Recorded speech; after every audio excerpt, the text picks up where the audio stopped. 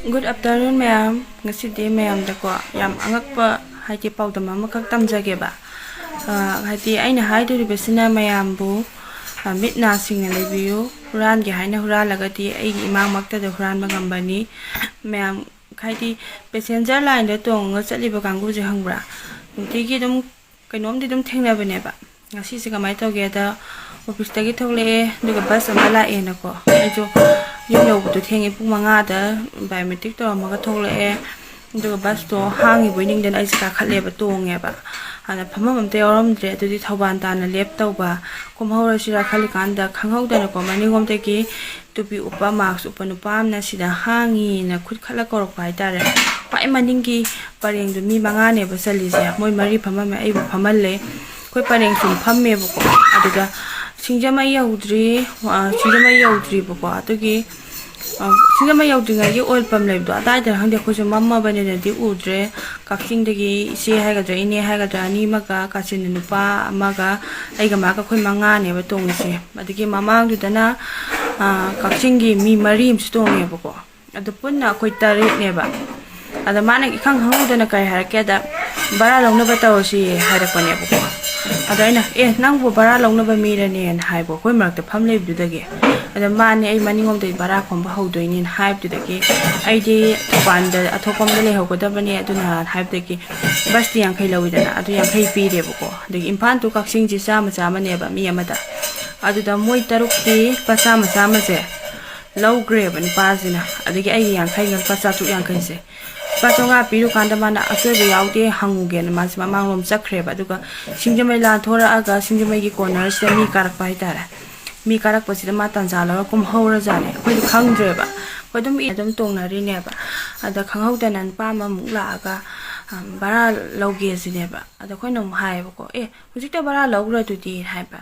kanana logri ba sida nu pa ma pham me marks upe de tupi jo pe mana bara loba hawrage hai adagi indu sa duna jo hai ba nangna mi phambam sida phamjal leraga bara loge hai du bu mina di nang je bara khopa mi oina uraroi ne ka jo moi dum hai ba ko adai di ma je kamai to ge engwan de han pa yang khisi logra ba ne ba ai di thoban ne athopa mi ne ko kaksing mi tar sigil pa sam sa ma ga logra ba ne ma kum hawra dai di bas mapu du gi hendamen hai tare ne aduna aduti noina sagi dai oi ke tabani akoi gi natte amu piro sine koina jo aduti koi pi banga moi kanana khangdoi no sile bara piro maningom te su komba hobani na koi di pibam thok to pi gren mari na ta yena re pa ti mamangom da phamam ba kangu du na su khangamadi phu damni se ge tamni haina re dai te moina su moi ki kaka kaure ba kaka moi smane mi tariat ki bara lawra me kamai taw bono ko pano na adugi makhata budubuti akoi da bara piro tholon haira khidre ko ado haijaning budi ko bas tongba magic budi koina kumam okto so koi mafam da kumaga ai bara pina budi phayeba adudadi kachu tawai ba ko icha gi pose karomba natana ado bas tu dadi hana pesa khomdok pani na matung gari tong mate section bio haide mi tariat ki bara tarak pa haisi ya me na tral pa thore pa cha tu yang khai ta ya ba pa cha tu yang khai jinga sigi sendong ji loi ma ngam ne ba bas ma pu du ka dong nu ngai ra moi ba ko aduna ne huran ba se hu ge hu ra ga di ko ima makta da huran ba ngam me ba aduna mayam sumba mi sang ko mi mayam lai re aduna mayam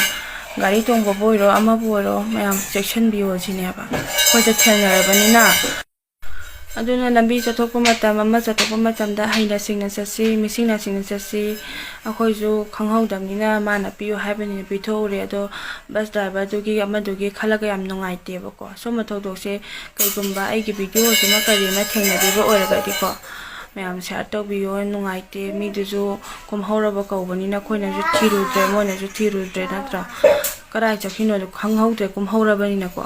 aduna yam nungai te nga si se khoi so ado anirak hanna piu kholo have du dati khoi dum pi de ba adu jo han bagi moina torom bodo adu gi yam nungai ta bai ta re mayam ai si khangan ja ke na mayam da kai ta re pok jim ji tham jara ko ni sa ji sum de ra ke ko chan jara ke soi gre lo ra ko si ta